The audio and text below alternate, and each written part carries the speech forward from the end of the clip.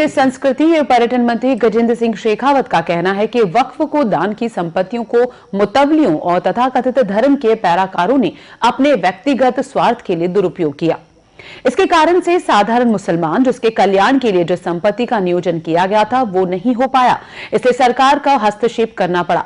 भारत का संविधान जहाँ एक तरफ ये कहता है कि सभी नागरिक समान हैं, वहीं उसी संविधान में जो है वो एक मजहब विशेष के लोगों के लिए एक विशेष प्रबंध भी किए गए। कुछ अल्पसंख्यक लोगों के लिए, जाति समूहों के लोगों के अलग अलग प्रबंध भी किए गए।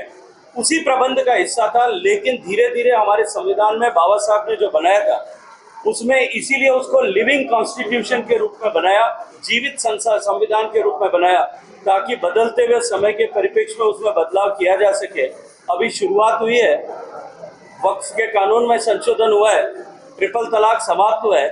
देखते जाइए, थोड़े दिन बाद में आपके आशा के अनुरूप और देश के सभी लोगों की आशा के अनुरूप समय के चलते ऐसे बदलाव भी आपको देखने को मिलेंगे। शेखावत ने कहा कि अब वक्फ की संपत्ति जो उसके पात्र है उन्हीं के लिए उपयोग आएगी। मीडिया से बात में शेखावत ने कहा कि आज देश में सबसे ज्यादा संपत्ति अगर किसी के पास में है तो वो है वक्फ बोर्ड, जिसका ठीक लाभ पात्रों को मिलना चाहिए, लेकिन वो नहीं मिल पा रहा, इसलिए सरकार कानून लेकर आई। पैसा गरीब मुसलमान के कल्याण के लिए खर्च नहीं होता था, इसीलिए देश की सरकार को वक्फ के कानून को बदलने का जिम्मा उठाना पड़ा।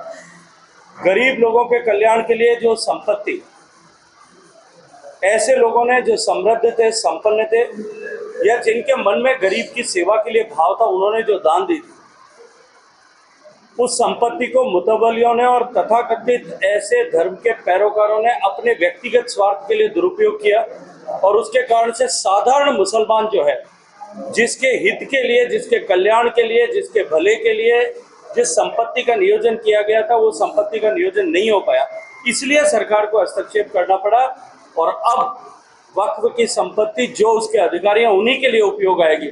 आज देश में सबसे ज्यादा संपत्ति अगर किसी के पास में है तो वो संपत्ति वक्फ बोर्ड्स के पास में है, जिनका ठीक लाभ जो है जिन पात्र लोगों को मिलना चाहिए वो नहीं मिल पा रहा था, इसीलिए सरकार कानून लेकर। पेट्रोल डीजल की कीमतों से जुड़े सवाल पर शेखावत ने कहा कि साल 2014 के पहले से देश की सरकार ने पेट्रोल डीजल के दाम को सरकार के हस्तक्षेप से मुक्त कर दिया था।